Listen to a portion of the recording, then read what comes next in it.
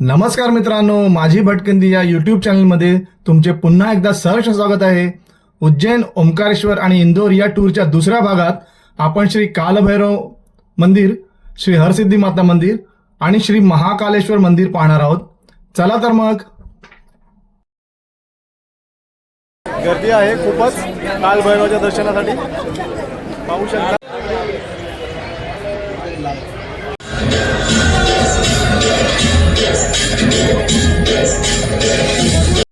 आता आपण आलेलो आहोत श्री कालभैरवांच्या दर्शनासाठी। श्री कालभैरव मंदिर हे उज्जैनमधील अतिशय प्रसिद्ध व श्रद्धास्थान मानले जाते। हे मंदिर भगवान महाकालेश्वरांचे रक्षक देव म्हणून पूजले जाणाऱ्या कालभैरवांना समर्पित आहे। उज्जैन शहरापासून सुमारे 6 ते 7 किलोमीटर अंतरावरती कालभैरवांचे मंदिर आहे। कालभैरव हे उज्जैन नगरीचे कोतवाल म्हणजे रक्षक मानले जातात। श्री कालभैरवाचे दर्शन घेतल्याशिवाय श्री महाकालेश्वरांचे दर्शन हे अपूर्ण मानले जाते। या मंदिराची विशेष ओळख म्हणजे येथे कालभैरवांना दारूचा प्रसाद अर्पण केला जातो। श्रद्धेनुसार देवता दारू स्वीकारतात असे मानले जाते।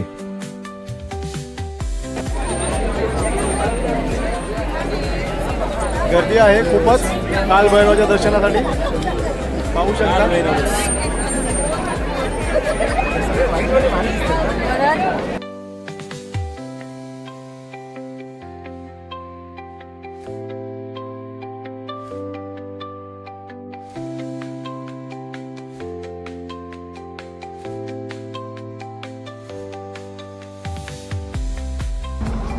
श्री कालभैरवांच्या दर्शनानंतर आम्ही पुन्हा आमच्या हॉटेलला आलो व फ्रेश वगैरे होऊन संध्याकाळी आम्ही श्री हरसिद्धी माता मंदिर येथे आरतीसाठी जाण्यासाठी निघालो। श्री हरसिद्धी माता मंदिर हे उज्जैनमधील अतिशय प्राचीन मंदिर आहे व हे मंदिर 51 शक्तिपीठांपैकी एक मानले जाते। हे मंदिर आदिशक्ती दुर्गा देवीचे स्वरूप मानल्या जाणाऱ्या हरसिद्धी मातेला समर्पित आहे। मंदिराच्या आवारात 2 भव्य असे दीपस्तंभ आहेत। सायंकाळी 6:30 वाजता होणाऱ्या आरतीच्या आधी हे दीपस्तंभ तेलाच्या दिव्यांनी प्रज्वलित केले जातात। हा देखावा अत्यंत दिव्य व मनोहरी असतो। संध्याकाळच्या आरतीसाठी खूप गर्दी असते, म्हणून योग्य जागा मिळवण्यासाठी आरतीच्या कमीत कमी 1 तास आधी येणे गरजेचे असते। आरती झाल्यानंतर दर्शनासाठी खूप रांग लागली होती। साधारणतः 1 ते 1.5 तास आम्हाला दर्शनासाठी लागला।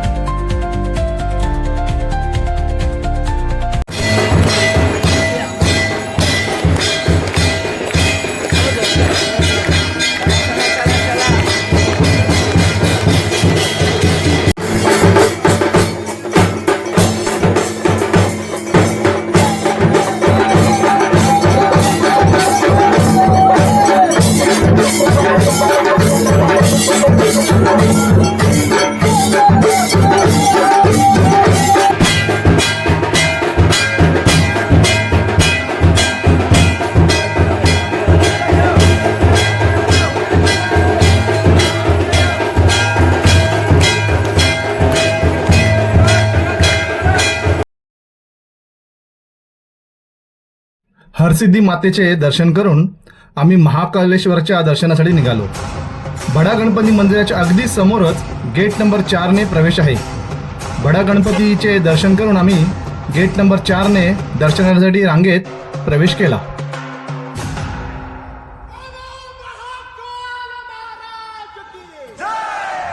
श्री महाकालेश्वर हे शिवांचे 12 ज्योतिर्लिंगापैकी एक असून भारतातील अतिशय पवित्र व प्रसिद्ध तीर्थक्षेत्र आहे। हे मंदिर उज्जैन नगरीत पवित्र शिप्रा नदीच्या काठी वसलेले आहे। श्री महाकालेश्वर हे स्वयंभू म्हणजे स्वतः प्रकट झालेले ज्योतिर्लिंग आहे। हे दक्षिणमुखी असलेले एकमेव ज्योतिर्लिंग मानले जाते। शिव हे येथे काळाचे स्वामी म्हणजे महाकाल म्हणून पूजले जातात। पुराणानुसार उज्जैन नगरीचे रक्षण करण्यासाठी भगवान शिवांनी महाकाल रूप धारण केले। त्यामुळे महाकालेश्वर हे उज्जैनचे अधिपती मानले जातात। मंदिरात दररोज पहाटे 4 वाजता भस्म आरती केली जाते। ही आरती पाहण्यासाठी आधी नोंदणी करणे आवश्यक असते। येथे दर्शन मोफत आहे। तसेच जलद दर्शनासाठी शीघ्र दर्शन 250 रुपये प्रति व्यक्ती आणि गर्भगृह दर्शन 750 रुपये प्रति व्यक्ती अशी सोय सुद्धा आहे। आम्ही शीघ्र दर्शन पास घेऊन मंदिरात प्रवेश केला। शीघ्र दर्शन पास घेतल्याने आपल्याला पहिल्या किंवा दुसऱ्या रांगेतून महाकालेश्वराचे जवळून दर्शन घेता येते आणि दर्शन हे लगेच होते। आम्हाला दर्शनासाठी अर्धा ते पाऊण तास लागला।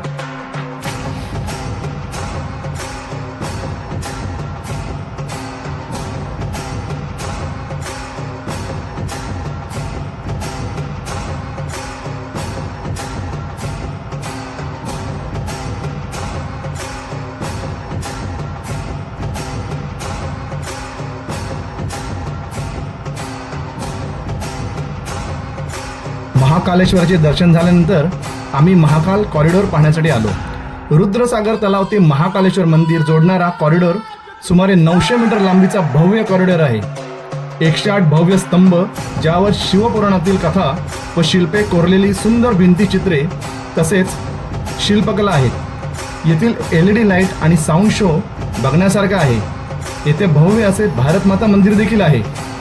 देवगिरी किल्ला म्हणजे संभाजीनगरमधील देवगिरी किल्ला येथे भारतमातेचे मंदिर आहे व त्यानंतर मी येथे दुसऱ्यांदा भारतमातेचे मंदिर पाहिले। कॉरिडॉर फिरून झाल्यानंतर नीलकंठ द्वारने आम्ही बाहेर आलो। तेथे जेवणासाठी बरेच चांगले रेस्टॉरंट्स उपलब्ध आहेत। तेथेच आम्ही शिवशक्ती रेस्टॉरंटमध्ये जेवण करून आमच्या हॉटेलला परत आलो।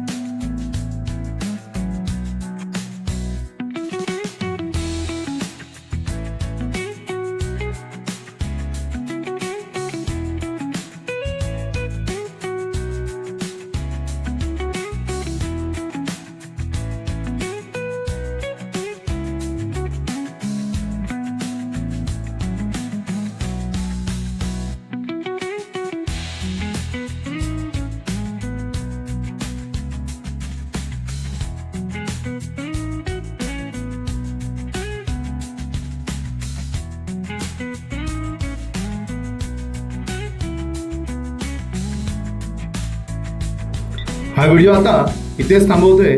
व्हिडिओ आवडल्यास लाईक्स आणि सबस्क्राईब नक्की करा। पुढील भागात आपण ओंकारेश्वर दर्शन आणि इंदोरमध्ये रात्री उशिरापर्यंत चालणारी खाऊ गल्ली म्हणजे सराफा बाजारची सफर करणार आहोत। तोपर्यंत तुमची रजा घेतो। धन्यवाद।